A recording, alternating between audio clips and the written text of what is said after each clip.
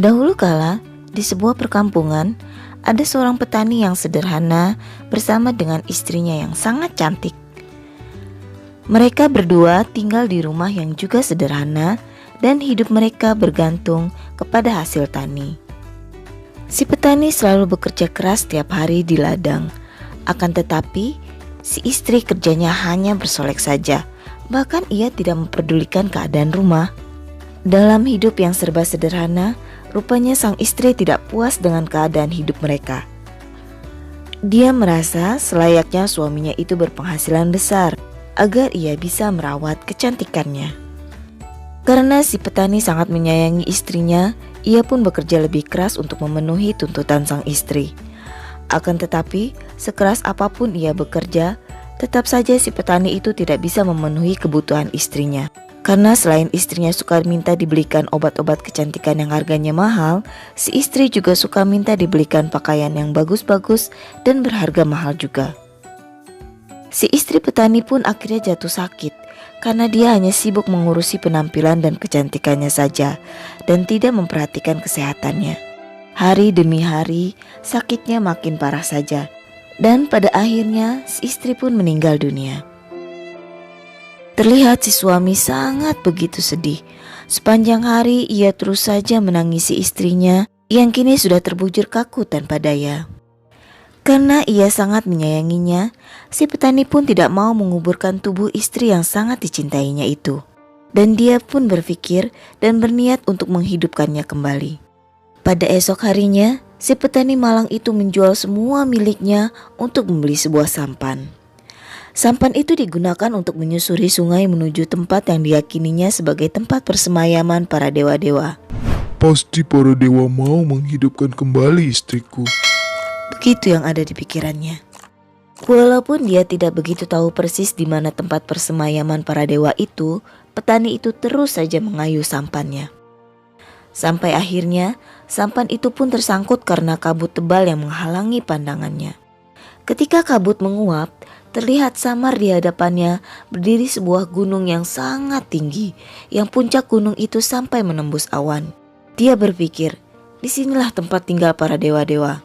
Dan dia pun lalu mendaki gunung yang sangat tinggi dengan membawa jasad istrinya. Di dalam perjalanannya, si petani itu bertemu dengan seorang lelaki tua. Kau pasti dewa penghuni kayangan ini. Seru si petani kepada si lelaki tua itu. Dan dia pun menjelaskan panjang lebar tentang maksud kedatangannya ke tempat itu. Lelaki tua itu menjawab sambil tersenyum. Sungguh, kau adalah suami yang baik sekali. Akan tetapi, apa gunanya jika menghidupkan kembali istrimu? Tanya lelaki tua itu. Dia sangat berarti bagiku, dan dialah yang buat aku bersemangat. Maka, tolong hidupkanlah istriku kembali.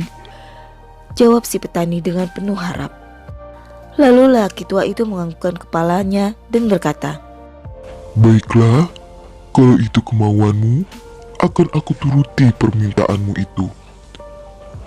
Sebagai balasan atas kerja kerasmu selama ini, aku akan berimu rahasia bagaimana caranya menghidupkan kembali istrimu. Sekarang, kau tusuk ujung jarimu, lalu kau teteskan 3 tetes darahmu ke mulutnya, dan niscaya istrimu akan hidup kembali. Dan jika istrimu macam-macam, kau ingatkan dia bahwa dia hidup dari 3 tetes darahmu. Dan si petani pun langsung dengan segera melaksanakan pesan dari lelaki tua tadi. Dan ajaib, istrinya benar-benar hidup kembali. Dan tanpa berpikir panjang, si petani pun membawa pulang istrinya. Tapi sang istri tahu bahwa selain sampan yang dinaiki mereka berdua, kini si suaminya pun sudah tidak punya apa-apa lagi karena semuanya sudah ia jual.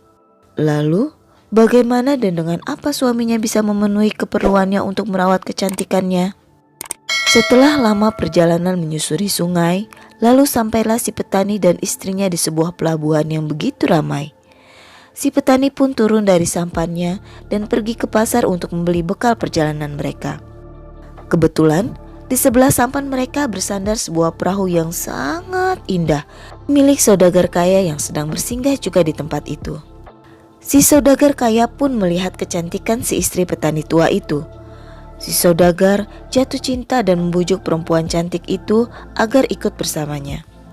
Seandainya kalau kau mau ikut bersamaku, aku berjanji apapun yang kau minta akan aku berikan, kata sang saudagar. Si istri petani itu tergoda. Ia akhirnya ikut pergi dengan sang saudagar kaya itu. Sepulangnya dari pasar, si petani terkejut bukan main karena istrinya tidak ada di sampannya. Dia pun mencari istrinya ke sana kemari, akan tetapi sia-sia. Singkat cerita, setahun sudah berlalu. Si petani pun akhirnya bertemu dengan istrinya. Akan tetapi istrinya menolak untuk kembali kepadanya. Si petani pun lalu teringat kepada dewa di Gunung Hayangan itu. Si petani pun berkata kepada istrinya, "Sungguh-sungguh kau tak tahu berterima kasih. Asal kau tahu bahwa kau bisa hidup kembali karena kau minum 3 tetes darahku." Istrinya pun tertawa mengejek.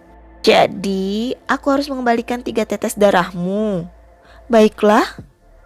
Sang istri pun menusuk salah satu ujung jarinya dengan maksud memberi 3 tetes darahnya kepada suaminya. Namun, begitu tetes darah ketiga menitik dari jarinya, tiba-tiba wajahnya menjadi pucat dan tubuhnya pun menjadi lemas. Dan hingga akhirnya jatuh mati tak berdaya. Setelah si istri mati, tiba-tiba dia pun menjelma menjadi seekor nyamuk. Semenjak itu, di setiap malam, nyamuk jelmaan wanita cantik itu berusaha menghisap darah manusia dengan harapan agar ia bisa kembali ke wujudnya semula. Namun hal itu semua sia-sia, ia tetap menjadi nyamuk untuk selamanya. Begitulah dongeng tentang asal-muasal nyamuk. Walaupun hanya cerita khayalan belaka, namun hal yang bisa diambil sebagai pelajaran adalah sebagai manusia kita harus banyak bersyukur, terutama jika kita mempunyai pasangan yang baik, mempunyai keluarga yang menyayangi kita sepenuh hati. Jangan hanya karena harta dan kesenangan sesaat kita melupakan kebaikan orang yang sayang kepada kita. Oke, sampai jumpa lagi dalam kisah lainnya dari Wana Cerita ya.